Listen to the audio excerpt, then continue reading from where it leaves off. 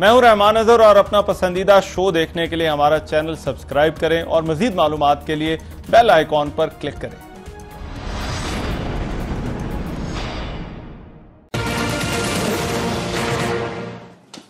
अस्सलाम वालेकुम, आपको आज के प्रोग्राम में खुशामदीद कहते हैं। नैब के चेयरमैन का मामला सियासी हो गया, होना भी था, क्योंकि मुल्क में नैब और सियासत बड़े अरसे से एक दूसरे के साथ साथ चल रहे हैं। जमातें एक दूसरे पर इल्जामात लगा रही हैं और एक दूसरे को जिम्मेदार ठहरा रही हैं। हुकूमत को यह लगता है कि यह अपोजिशन की साजिश है और ये जो तमाम मामला है इसमें कहीं ना कहीं अपोजिशन का हाथ है। कि प्राइम मिनिस्टर ऑफ पाकिस्तान को जानबूझकर इस पूरे मामले के अंदर घसीटा जा रहा है। ये इमरान खान साहब से बुग़्ज़ और हसद का कोई मौका जाने नहीं देते।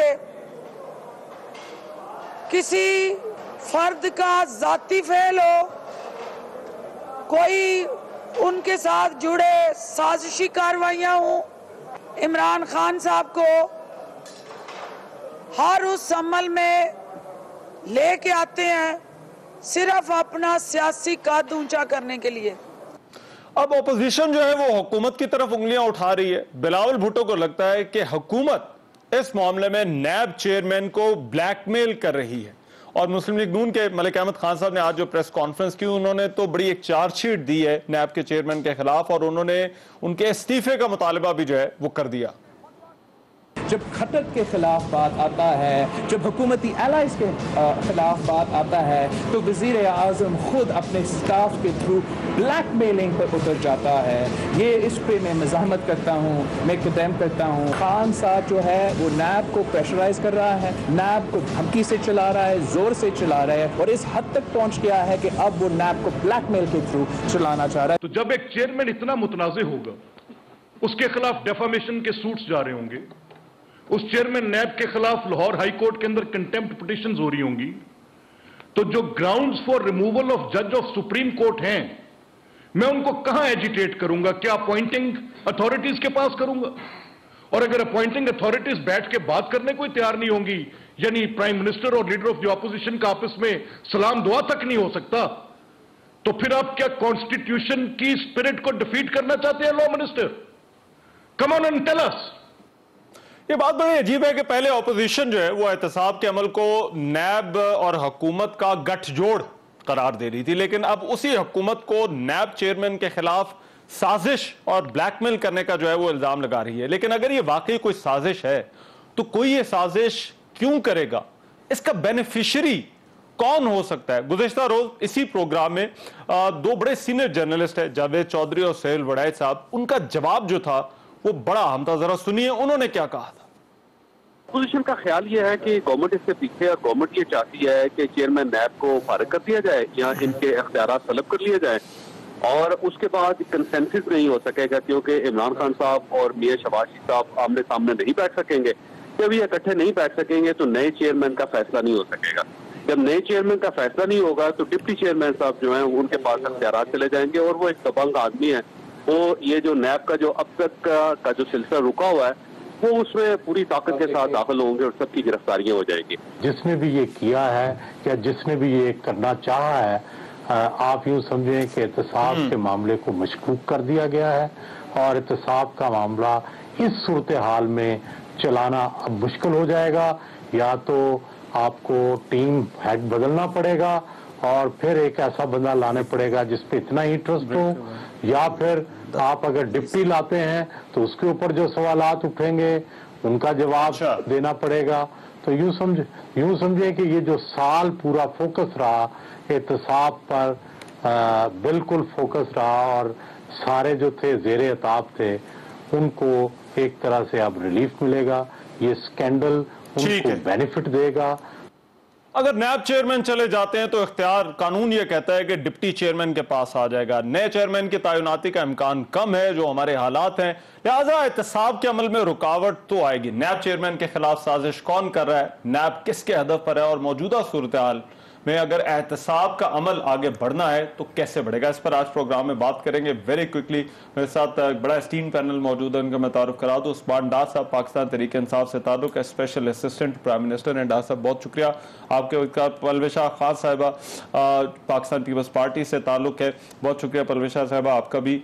मलिक अहमद खान साहब मुस्लिम लीग नून के रहनुमा हैं, वो हमें लाहौर से ज्वाइन करें। मलिक साहब आपका भी बहुत शुक्रिया। राजा आमिर अब्बास साहब लीगल एक्सपर्ट हैं, वो हमारे साथ मौजूद होंगे। I want to start this debate. मैं मलिक साहब आपसे आगाज करना चाहता हूं। मलिक साहब, आपकी तरफ से आज जो है वो इस्तीफे का मुतालबा सामने आया, पार्टी आपसे मुत्तफिक नहीं है।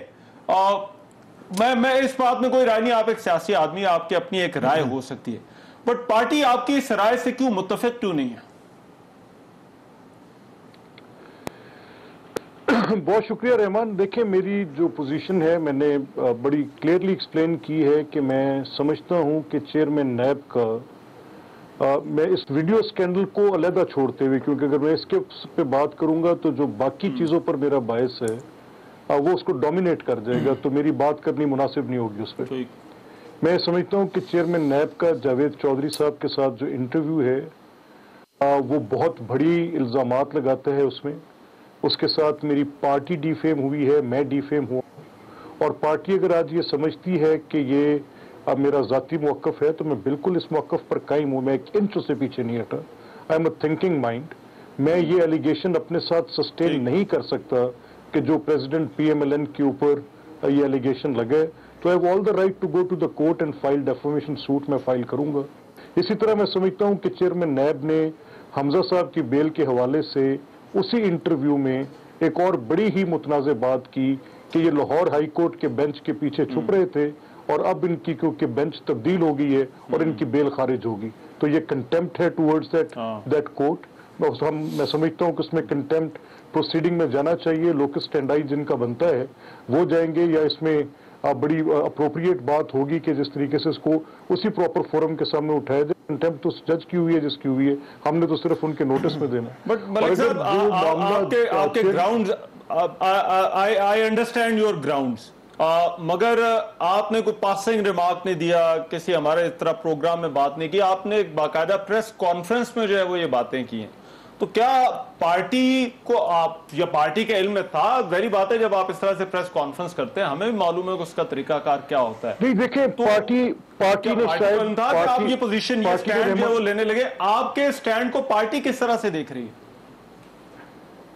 देखिए, पार्टी की शायद जेनेरिकली मैं भी शायद पार्शली एग्रीमेंट में हूं। पार्टी के जो सीनियर लोग ऐसे सोच रहे हैं कि जब ये कंट्रोवर्सी, वीडियो लीक वाली कंट्रोवर्सी आई है, और अगर आज हम उसको उस तरीके से कहते हैं कि चेयरमैन नैब के खिलाफ कार्रवाई की जाए या वो मुस्तफ़ी हों, तो उससे ये तासुर उभरेगा। लेकिन मैं तो अपने आप को डिस्टेंस कर रहा हूँ। बेशक मैं मानता हूँ कि ये पब्लिक मोरालिटी का सवाल था, और इन discharge of his official duty in performance of those investigations वो अक्यूज्ड हैं, चाहे उनका जैसा भी करेक्टर है उन खातून का, और वो उसके दौरान कोई एक हरासमेंट की ऐसी वीडियो सामने आनी तो ये पब्लिक मोरालिटी के क्वेश्चन उठाती है। लेकिन I keep my self distance from that. मैं सिर्फ जावेद चौधरी साहब के उस इंटरव्यू पे, जिसकी एक बड़ी जेनेरिक तरदीद आई, जो कि तरदीद के भी लॉ के मुताबिक नहीं है, स्पेसिफिक एलिगेशंस के स्पेसिफिक एतराज जवाब होते हैं, तो I stand to my ground sir. I think that जो मैंने कहा है, अगर पार्टी उसको करेगी तो I am thinking mind, I go to the court.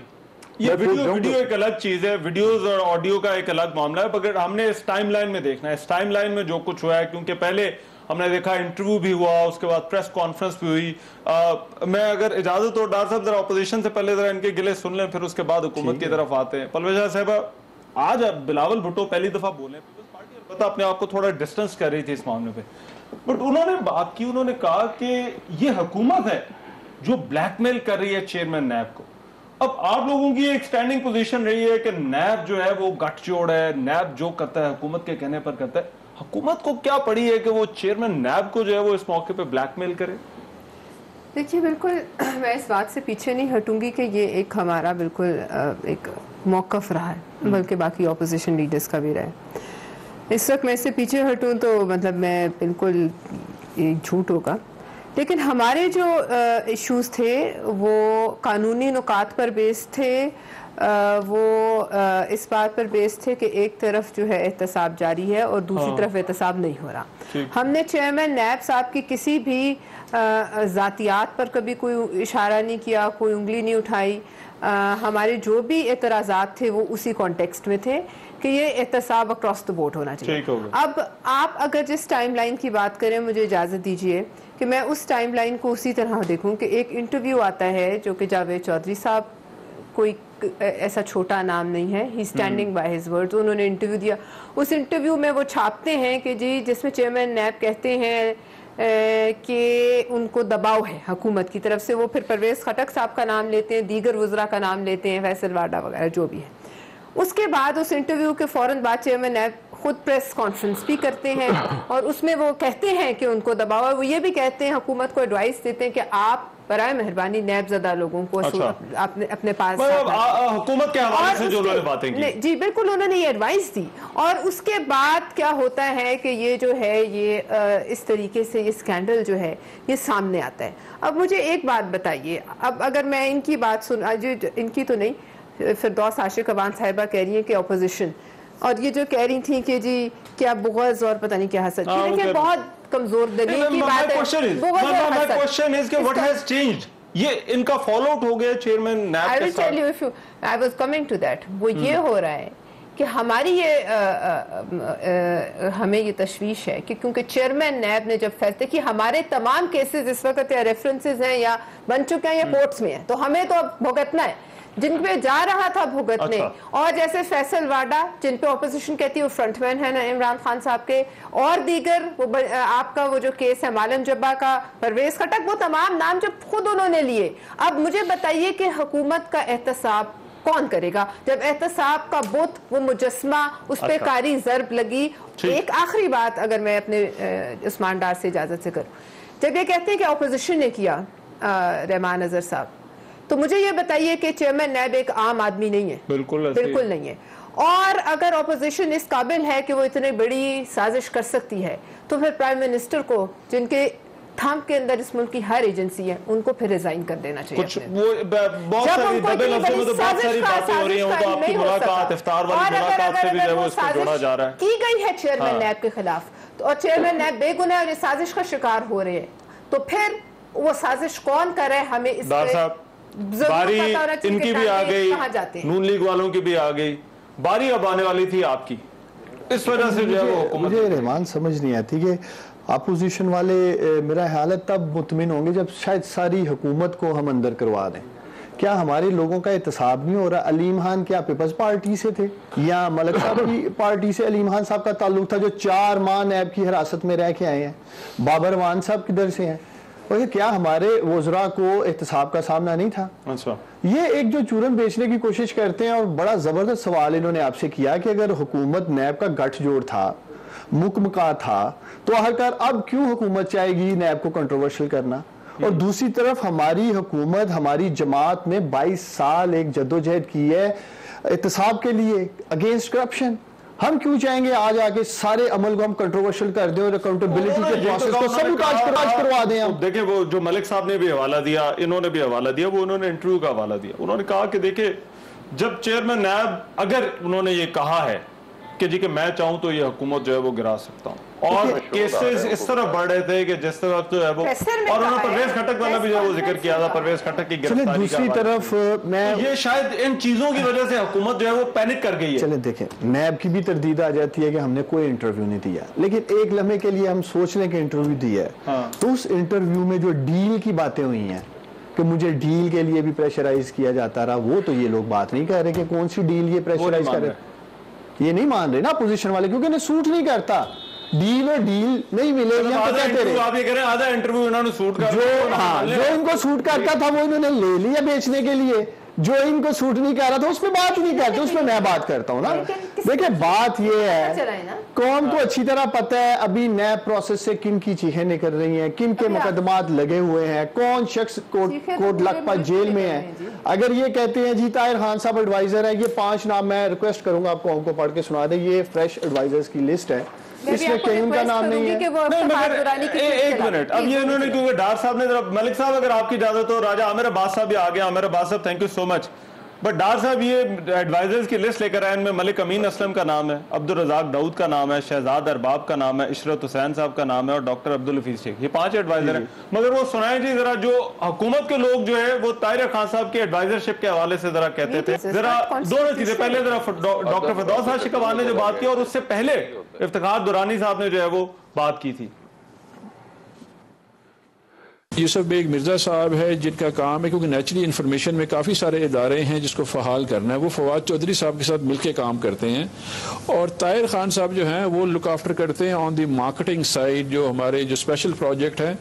तो मैं हो गया, यूसुफ बेग मिर्ज़ा साहब हो गए और ताहिर खान साहब हो गए, ये सारे मिलके मिनिस्टर इन्फॉर्मेशन की टीम है जिनको उनके साथ काम करते हैं और हम असिस्ट करते हैं प्राइम मिनिस्टर को भी। ताहिर खान साहब को नोटिफिकेशन उन्होंने हुआ था, लेकिन उन्होंने कहा कि मैं वॉलंटियरली काम करूंगा। यूसुफ बेग मिर्ज़ा साहब भी वॉलंटियर लेकिन नोटिफाइड है। नेचुरली आप ऑफिशियल मीटिंग्स बैठेंगे तो एक नोटिफिकेशन जरूरी होता है।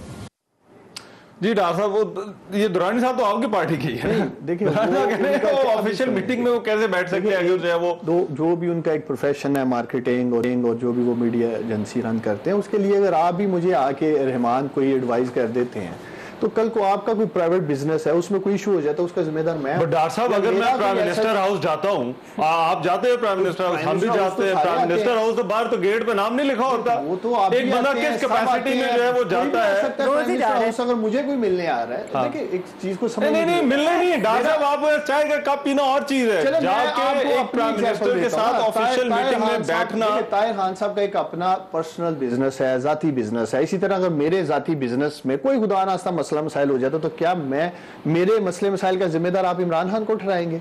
जो एक मेरा जाती कारोबार है उसमें इमरान खान का कोई लेना देना नहीं है। तो ये सिर्फ अगर ये ताने बाने कहते हैं प्राइम मिनिस्टर हाउस से बुने जा रहे हैं, तो इस बीबी का कौन लगता लेना जो कोट लखपत जेल में बंद है? और कौन को पता होना चाहिए मियां नवाज शरीफ साहब है कोट लखपत जेल में। अच्छा डॉक्टर साहब, आप ये कह रहे हैं कि कोट लखपत जेल में जो है वो, तो फिर ये पार्टी ने सारा कुछ एक मिनट ठहर जी। आप कह रहे हैं बीबी भी जो है वो कोट लखपत जेल में है, मियां साहब भी कोट लखपत जेल में है, तो वहां पर जो है वो कोई हो सकता है कोई साजबाज हुई हो नहीं सकता, हुई है मेरा ये मौका। मलिक साहब फिर अगर ये कहते हैं प्राइम मिनिस्टर ऑफिस में हुई है, मेरा कहना है कोट लखपत जेल में हुई है, फैसला कौन? मलिक साहब, मैं राजा साहब की तरफ एक मिनट बाद में जाऊंगा। Malik sahab, you need to respond to this. तो वो जो बिलावल साहब कह रहे हैं, अच्छा मेरी बात मैं आपके साबिक प्राइम मिनिस्टर इनकी टीटियां पकड़ी गई है, इसलिए ये बुखार का शिकार है। जी मलिक साहब। उस्मान एक सेकंड ठहरे, देखिए हम जरा सीरियस बात में, रहमान आई थैंक यू कि आपने कहा कि सीरियस है मामला नहीं दे उस्मान, अब बात करने देना। देखिए मामला ये है कि वो जो टीवी चैनल जिस पे ये न्यूज़ ब्रेक हुई वो ताहिर खान साहब के ताहिर खान साहब इनकी मीडिया एडवाइजरी टीम के मेंबर हैं। इसका एतराफ़ दुरानी साहब ने अपने टीवी इंटरव्यू में किया और ताहिर खान साहब एक सर्टन रिलेशनशिप एंजॉय करते हैं प्राइम मिनिस्टर के साथ। अब जब वो लीक होती है तो उसके फ़ौरन बाद प्राइम मिनिस्टर हाउस की तरफ से ताहिर खान साहब के साथ एक लातल्लकी का कोई ऐसी स्टेटमेंट भी जारी की जाती है। तो जो सस्पेक्ट किया जा रहा है और जो prime minister ex prime minister शायद खकान अब्बासी साहब कहा, उन्होंने कहा क्योंकि जिस टीवी चैनल पर ये खबर रिलीज हुई और जो ताल्लुक उनका ताहिर खान साहब के साथ है, इसकी बुनियाद पर ये शुबा किया जा रहा है, तो इसके लिए पार्लिमानी कमेटी कायम कर दी जाए। अब कोई एक इल्जाम लगता है तो उसका जमहूरियत में क्या सर, वो शुबा तो डार साहब को अब कोट लखपत वाला भी है, कोट लखपत जेल में पूछे नहीं देखे ना उसमें भी शुबा ज्यादा है। मैं अर्ज करता हूँ, नहीं देखे बात ये माजी में भी टेपें लीक करते रहे अगर तो कोर्ट मैं एक सेकंड देर ना, अगर देखें नहीं उसके साथ आपने देखा होता है कि सर्कमस्टेंशियल आपके पास आमिर अब्बास बैठे हैं, आपने देखना ये होता है कि जो चीज ज्यादा प्रोबेबल लग रही होगी वो क्या होगी। तो ज्यादा प्रोबेबिलिटी कि जिस टीवी चैनल पर एक इतनी बड़ी न्यूज ब्रेक हो रही है और वो रिपोर्टर न्यूज़ ब्रेक करने से पहले ये कह रहे हैं कि ये स्टोरी कैरी करने से पहले सारी रात सो नहीं सका। मैंने अपनी टीवी की एडमिनिस्ट्रेशन को जब ये दी तो देवर प्लस माइनस के इसको चलाएं कि ना चलाएं, और चलाने से पहले इसके ऊपर काफी बहस हुई। तो ये सारी बात करने के बाद तो पीछे गुंजाइश कैसे रहती है? और जो डार साहब जब इनके राना मशहूद पकड़े गए रंगे हाथों, उसी तरह वीडियो लीक हुई थी, आपको याद होगा, तब तो इन्होंने कोई पार्लिमानी कमेटी नहीं बनाई थी। तब तो इन्होंने वजीर वो मिनिस्टर है,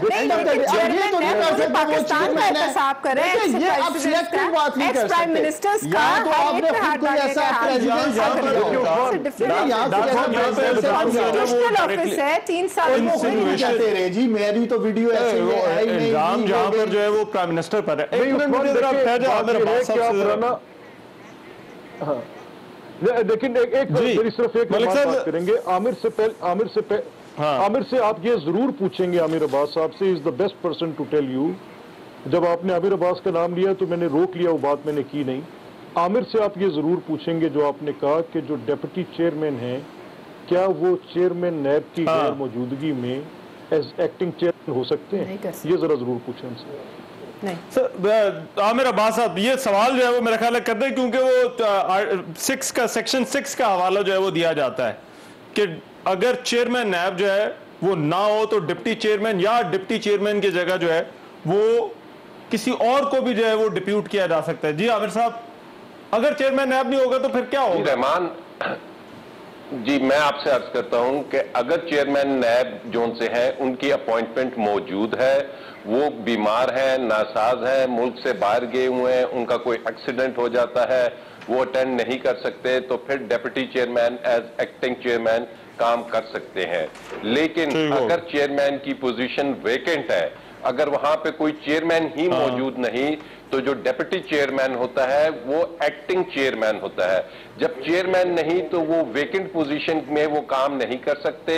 इस पे सुप्रीम कोर्ट की जजमेंट भी आ चुकी है। तो अगर चेयरमैन रिजाइन कर देते हैं तो डेप्यूटी चेयरमैन के पास कोई इख्तियार हासिल नहीं होगा, और नैब के जो तमाम केसेस हैं या रेफरेंसेस जो दाखिल करने हैं, या अगर कोई इन्वेस्टिगेशंस ऑथराइज करनी है या अरेस्ट करने हैं, तो वो जब चेयरमैन नहीं है तो ये हॉल्ट हो जाएंगे, रुक जाएगा ये तमाम प्रोसेस। और इसका फायदा उन तमाम पब्लिक ऑफिस होल्डर्स को होगा, चाहे वो पीटीआई के हों, चाहे वो पीपल्स पार्टी के हों, चाहे नून लीग के हों, जिनकी इंक्वायरीज इन्वेस्टिगेशंस चल रही हैं या चलनी है, तो ये सिलसिला रुकेगा। और नया चेयरमैन अपॉइंट करने के लिए जरूरी है कि लीडर ऑफ द हाउस। अच्छा आमिर साहब, ये this is a very important point. मैं चाहता हूं जरा इस पे थोड़ा जरा डिटेल में बात कर लें, क्योंकि ये फिर जुड़ गया है सवाल कि अगर मौजूदा चेयरमैन को कुछ होता है तो फिर आगे तो फिर फुल स्टॉप है। मैं जरा चाहूंगा जरा सर इस पे जरा डिटेल में बात, ब्रेक ले रहे वापस आ रहे हैं। ब्रेक के बाद प्रोग्राम में एक मरतबा फिर से खुशामदीद। आमिर अब्बास साहब, ब्रेक पर जाने से पहले आप बात कर रहे थे, अब ये जो सिनेरियो है, बिलफर्ज अगर चेयरमैन नैब नहीं रहते तो फिर तो ये तो फुल स्टॉप लग जाएगा। मगर अभी वहां तक पहुंचने के लिए जो है वो अपोजिशन ये कह रही है कि आप तरीकाकार ये इख्तियार कर रहे हैं कि पार्लियामान की एक जो है वो फैक्ट फाइंडिंग कमेटी बना दें। क्या तरीकाकार ये हो सकता है कि पार्लियामान की फैक्ट फाइंडिंग कमेटी जो है वो कुछ रिकमेंडेशंस दे वजीर आजम को या सदर को, जो कि अपॉइंटिंग अथॉरिटी है इस केस के अंदर, और वो फिर उसके बाद जो है वो इस पर एक्शन ले? नहीं, कतन इस तरीके से नहीं हो सकता। चेयरमैन नैब को रिमूव करने का तरीकाकार जो सा है वो ये जो नैब ऑर्डिनेंस में दिया गया है कि चेयरमैन नैब को उन्हीं ग्राउंड्स पे रिमूव किया जा सकता है जिस पे एक सुप्रीम कोर्ट के जज को रिमूव किया जाएगा, और जो सदर हैं या वजीर आजम हैं उन्हें कोई इख्तियार हासिल नहीं। हाँ, अलबत्ता इससे पहले ये हुआ है कि चेयरमैन नैब की अपॉइंटमेंट चैलेंज हुई थी आर्टिकल 184(3) में कि ये अपॉइंटमेंट दुरुस्त नहीं है, तो वो चेयरमैन नैब दीदार हुसैन शाह थे, उन्हें रिमूव कर दिया गया था बाय सुप्रीम कोर्ट। अदरवाइज इन्हें रिमूव करने का एक ही तरीक़ाकार है, वो है सुप्रीम जुडिशल काउंसिल, ना कोई किसी किस्म की कमेटी जो उनसी है वो कोई नहीं। बट सुप्रीम जुडिशल काउंसिल, जब आप ये कहते हैं सुप्रीम जुडिशल काउंसिल का मतलब, क्योंकि ये बहस एक ये भी चल रही है कि सुप्रीम जुडिशल काउंसिल का तरीकाकार होगा, मगर हटाने का जो इख्तियार है वो सदर के पास है, क्योंकि या फिर एक जज की तरह जो है वो इन्हें हटाया जाएगा? नहीं, कतन नहीं, कहीं ये प्रोवाइडेड नहीं है कि सदर के पास है। अब यही वो चीज है कि जहां पे खामोशी है, नैब ऑर्डिनेंस इसमें नहीं बता रहा, लेकिन जो सुप्रीम कोर्ट के रूल्स हैं, ये सुप्रीम जुडिशियल कोर्ट्स के जो रूल्स हैं, उसमें अगर ये जाएंगे तो मेरे नजदीक सुप्रीम जुडिशियल काउंसिल से ही वो फोरा होगा कि जहां पे इनका केस जाएगा फॉर रिमूवल, या फिर आर्टिकल 184(3) के तहत सुप्रीम कोर्ट में जाया जाएगा कि ये किसी तरीके से अहल नहीं रहे अब, अदरवाइज या वो। मगर आप ये कह रहे हैं कि पार्लिमानी कमेटी वाला जो है वो रास्ता नहीं है, पार्लिमानी कमेटी वाला। अच्छा, एक मिनट दीजिएगा आमिर भाई, 1 मिनट दीजिएगा। अच्छा, मलिक साहब आप कुछ कहना चाहेंगे? मलिक साहब भी वकील हैं सर। हाँ, देखिए, इसमें मामला ये है कि अगर तो ये देखा जाए कि रिमूवल के ग्राउंड्स जो हैं, तो नैब के ऑर्डिनेंस में रिमूवल के ग्राउंड्स वही दिए गए हैं जो जज ऑफ द सुप्रीम कोर्ट के हैं। किस मैनर में रिमूव किया जाएगा ये नहीं कहा गया। और अगर ये समझा जाए कि जो अगर जनरल क्लॉजेस एक्ट को इसमें ले आए कि जो अपॉइंटिंग अथॉरिटी है वही रिमूव कर सकती है, तो इस केस में तो appointment leader of the opposition और प्राइम मिनिस्टर के मीनिंगफुल डायलॉग के बाद अपॉइंटमेंट होती है, यानी मीनिंगफुल कंसेंसस। मगर सर वो सदर, मलिक साहब, सदर की अपॉइंटिंग अथॉरिटी तो सदर है ना, रिकमेंडेशन तो ऑपोजिशन लीडर और लीडर ऑफ द हाउस की है। नहीं, देखिए, इसमें हमें आमिर की बात पे रिलाय करना पड़ेगा, क्योंकि कोई प्रोसीजर प्रोवाइडेड नहीं है। और अगर आपने जनरल क्लॉजेस एक्ट को इन्वोक करना है, जैसे कल लॉ मिनिस्टर सजेस्ट कर रहे थे और फेडरल लॉ मिनिस्टर साथ ये भी कह रहे थे कि इसका इम्कान ही बिल्कुल नहीं है कि प्राइम मिनिस्टर और लीडर ऑफ ऑपोजिशन की आपस में बातचीत भी होगी, तो जब इस तरह की इन्वायरमेंट होगी तो फिर 184(3) के अलावा कोई और रास्ता बचता नहीं है, सुप्रीम कोर्ट ही बचता है। इसीलिए आई सेड टुडे कि मैं ये समझता हूँ कि चेयरमैन नैब मुतनाज़ा शख्सियत हैं और उनके खिलाफ जिस फोरम पर भी जाना पड़ा मैं जाऊंगा। राइट। अच्छा, मैं जरा आप दोनों से पूछता हूं, एक ब्रेक का कहा जा रहा है, एक ले रहे हैं, वापस आ रहे हैं।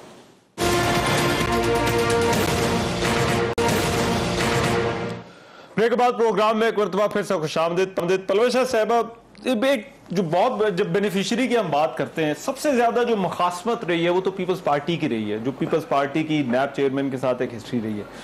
और बात ये की जा रही है कि क्योंकि आप लोगों के रेफरेंसेस जो है वो अब एक बिल्कुल कंक्लूडिंग स्टेज में आए हुए हैं, इसलिए आप प्रेशर बढ़ाना चाह रहे हैं कि चाहे वो चेयरमैन नैब हो या हुकूमत हो, इन पे प्रेशर बढ़ाया जाए कि सिलसिला रुक जाए। और ये क्योंकि जो आमिर साहब ने बात की कि chairman NAB is out of the equation, तो ये रेफरेंस तो फिर गए। लिसन, रेफरेंसेस तो फाइल हो चुके, अदालतों में जा रहे हैं। जरदारी साहब अदालत में पेश होते हैं ना, नैब की अदालत में। अब उस पे तो चेयरमैन नैब असर अंदाज होते हैं अदालत के जज पे। नहीं, रेफरेंस तो जब एक दफा निकल गया तो फिर बस उसके बाद उनका काम खत्म हो गया। हाँ, फिर तो कोर्ट के अंदर ट्रायल है। कि अगर हम या नून लीग, उनके हाथ इतने लंबे हैं कि हम ऐसी साजिश, मैंने आपको कहा, तैयार कर सकते हैं और साजिश तैयार करके हम वहां पहुंच सकते हैं, तो फिर प्राइम मिनिस्टर इमरान नियाजी साहब को रिजाइन कर देना चाहिए। क्योंकि तमाम अगर इतनी बड़ी साजिश आप लोग तैयार कर सकते हैं, सारी एजेंसीज जो उनके अंगूठे के नीचे हैं, वो तमाम एजेंसी साजिश नहीं पकड़ सकी इतनी बड़ी चेयरमैन नैब के खिलाफ, तो फिर वो किस लिए बैठे हुए वहां? बात ये नहीं है, बात असल ये है कि अब जो भी इसके पीछे है उसको सामने आना। देखिए, इस मुल्क में वही होगा ना जो इस मुल्क का कानून है, उसी के तहत आपने चलना है, मैंने चलना है। हुकूमत के फरमुदात पे तो हमने, अगर ये मनगढ़ंत है, बेबुनियाद है, then it's a very serious charge. जिसने भी ये किया, आप जिसने भी किया उस तक तो पहुंचना चाहिए ना जी। अब आप मुझे बताएं कि ऐसी चीज है जिसको पी जाया जाना चाहिए। उनकी अपनी जात पर जो इतना बड़ा इल्जाम लगा है इस स्टेज पर, किस तरह से कंट्रोवर्शियल हो गए, तो इस पर कोई ना कोई JIT, कोई ना कोई प्रो कुछ होना चाहिए। सेठी साहब ने इसकी निशानदेही की थी कुछ दिन पहले, एक आध दिन पहले। इसमें जावेद चौधरी साहब के कॉलम्स हैं, इसमें वो तमाम लोग जिन्होंने चलाई है। मैं वही कह रहा हूँ, हम सिर्फ इन वीडियोस को नहीं देख रहे, बट ये होलिस्टिक अगर व्यू देखें मामले का, तो फिर उसमें फिर वो प्रेस कॉन्फ्रेंस भी आ जाती है, फिर वो इंटरव्यू भी आ जाता है, and that is also problematic. But ये एहतसाब का सारा अमल बड़ा कंट्रोवर्शियल हो, आपको लगता है ये आगे चल सकता है इस तरह से? देखिए, मैं जाती तौर पे समझता हूँ कि किसी सतह के ऊपर भी इस वक्त नैब चेयरमैन को नहीं हटना चाहिए, क्योंकि बहुत सारे केसेस जो हैं वो मंतकी अंजाम पे पहुंचे हैं। और दूसरी तरफ अगर हुकूमत या हम किसी सतह पे भी नैब चेयरमैन से खौफजदा हों तो हम भी इनका साथ दे रहे हों, चलें सुप्रीम जुडिशल कमीशन चलते हैं, वहां चल के देखें। मलिक साहब का तो वीडियो लीक करके भी इनका तसल्ली नहीं हुई ना, ये तो चाहते हैं कि अब हम सुप्रीम जुडिशल काउंसिल में जाएंगे, नैब चेयरमैन को निकाल के रहेंगे। कौन सुन रही है कि नैब चेयरमैन को निकालना कौन चाहता है? पीपल्स पार्टी वाले। आसिफ अली जरदारी साहब ने तो डायरेक्ट थ्रेट दी थी, आपको पता नहीं? 4 दिन का आसिफ जरदारी साहब ने थ्रेट दी है। किसको दी थी थ्रेट? नहीं, ये दिस इज इंपॉर्टेंट क्वेश्चन कि नैब चेयरमैन को निकालना कौन चाहेगा? कौन चाहेगा? तो यही निकालना चाह रहे हैं मलिक साहब। आप लोगों को कह रहे हैं हम इनका इशारा बनेंगे, इमरान खान हम तो कह रहे हैं हम इनका इंक्लूडिंग स्टेज में रेफरेंसेस पीएमएलएन के भी हैं। शाहिद खान अब्बासी साहब, देखिए उनकी एक जाती फेल की वजह से आप ये पोजीशन नहीं ले सकते। ठीक है। और दूसरा अगर मलिक साहब 1 मिनट। रहमान थोड़ा सा मौका जी मलिक साहब दूंगे रेफरेंसेस। हाँ देखिए, मैं अर्ज करता हूँ, उस्मान ने बड़ी अच्छी बात की और मैं इसी बात के जवाब में ये कहना चाहता हूँ कि देखिए, मुझे चेयरमैन नैब के उस इंटरव्यू पर एतराज है जो उन्होंने जावेद चौधरी को दिया। मुझे उस इंटरव्यू के जो कंटेंट्स हैं उन्होंने तो सारा पॉलिटिकल लैंडस्केप बयान किया है ना। वो ये कहते हैं कि हुकूमत इसलिए कायम है कि मैं हुकूमत में शामिल लोगों के खिलाफ कार्रवाई नहीं कर रहा क्योंकि कौमी मुफाद में। मुझे इस पर शदीद एतराज है कि चेयरमैन नैब किस हैसियत में कौमी मुफाद बयान करते हैं, वो तो ये करने के मजाज ही नहीं है। और फिर उसके बाद मुझे एतराज ये है कि वो मेरी पार्टी की लीडरशिप के ऊपर एक बेबुनियाद इल्जाम लगाते हैं कि मुझे पैसे ऑफर किए और कहा मैं मुल्क से चला जाऊंगा। प्रॉब्लम है मलिक साहब जो आप लोगों के रेफरेंसेस हैं, मलिक साहब रेफरेंस अब हमने ये शाहिद खान अब्बासी, देखिए पीएमएलएन का एक स्टांस था। मलिक साहब मेरी गुजारिश सुन ले, पहले आप लोगों ने कहा कि इनका जाती मामला है, जो शहबाज शरीफ की ट्वीट आई जाती मामला है, फिर ये आया कि जी कि कमेटी बना दे, अब ये इस्तीफे की तरफ। तो ग्रेजुअली ये 3 स्टेजेस के अंदर आप इस स्टेज पे पहुंचे हैं और उसकी वजह ये बताई जा रही है कि शायद खान अब्बासी साहब का भी रेफरेंस फाइल होने वाला है, बाकी और भी रेफरेंसेस आ रहे हैं। नहीं ऐसे नहीं देखिए, मैं तो आज नहीं, देखिए परवेश एक सेकंड प्लीज, आज I am a relieved man. मैं जो बात कर रहा हूं मैं अपनी एक रुकने असेंबली की हैसियत से चेयरमैन के उस बयान पर कि एमपीएस एमएनएस मनी लॉन्ड्रिंग करते हैं, मुझे बड़ा शदीद एतराज है। किस तरह चेयरमैन नैब इस तरह जेनेरिक बात कर सकते हैं? उसमें तो मेरे जैसे सफेद पोश लोग भी शामिल हैं। मैं तो आज पार्टी का मौकफ आपसे नहीं करा, मुझे तो आज पार्टी ने ये कह दिया कि ये पार्टी का मौकफ नहीं है।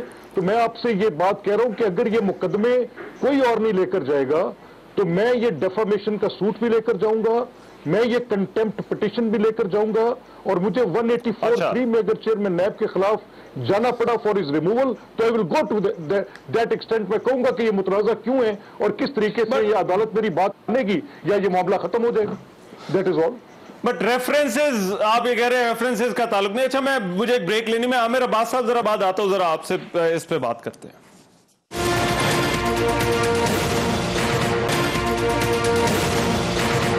ब्रेक के बाद प्रोग्राम में एक मरतबा फिर से खुशामदीद। आमिर अब्बास साहब, ये रेफरेंसेस वाला जो मामला है, जो आपकी एक कंक्लूजन थी कि अगर इक्वेशन में से चेयरमैन नैब को निकाल दिया जाए तो फिर जिस तरह से ये इख्तियारात है, जिस तरह से मामलात को आगे बढ़ना है, तो नैब के जो केसेस हैं, जो चाहे वो इन्वेस्टिगेशन स्टेज पर हैं, रेफरेंस स्टेज पर हैं, वो किस तरह से असरअंदाज होंगे? ये सारा एहतसाब का अमल जो है वो फिर आगे आपको कहीं आगे जाता हुआ नजर आ रहा है कि नहीं?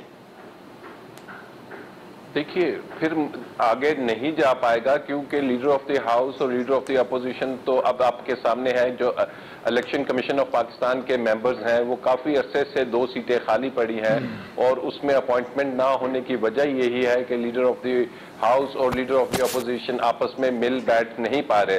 तो फिर या तो ये होगा कि सुप्रीम कोर्ट कोई शख्स चला जाएगा कि जनाब नैब में चेयरमैन नहीं है और सुप्रीम कोर्ट एक डायरेक्शन दे देगी, इनको पाबंद कर देगी कि जी महीने या 15 दिन के अंदर अंदर चेयरमैन नैब की अपॉइंटमेंट कीजिए।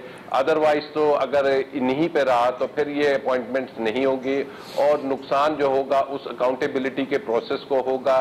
उस अकाउंटेबिलिटी के जो इस मुल्क में पहली दफा एक हमें नजर आया कि जी इस मुल्क में बड़े लोगों को भी हाथ डाला जाता है तो उसको एक झटका लगेगा और अगर वो इस साजिश का नजर हो जाता है तो फिर यही है कि जनाब इस मुल्क में जब भी बड़ों पे हाथ डालेगा तो साजिश कहीं न कहीं से कोई होगी, कहीं न कहीं से कुछ होगा और उस प्रोसेस को रोकने की कोशिश की जा रही है।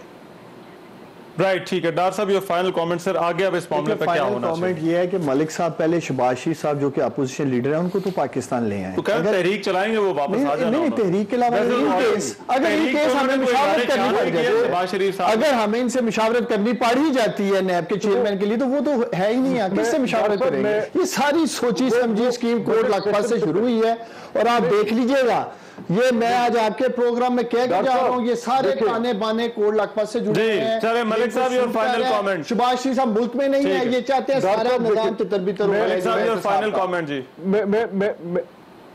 देखिए, मैं ये कह रहा हूँ कि डार साहब बिल्कुल इस चीज की फिक्र ना करें। शहबाज साहब बजट इजलास से पहले पाकिस्तान होंगे, ये मैं आपको डार साहब खुशखबरी दे रहा हूँ कि वो इंशाल्लाह आपकी इस नाकाम गवर्नमेंट को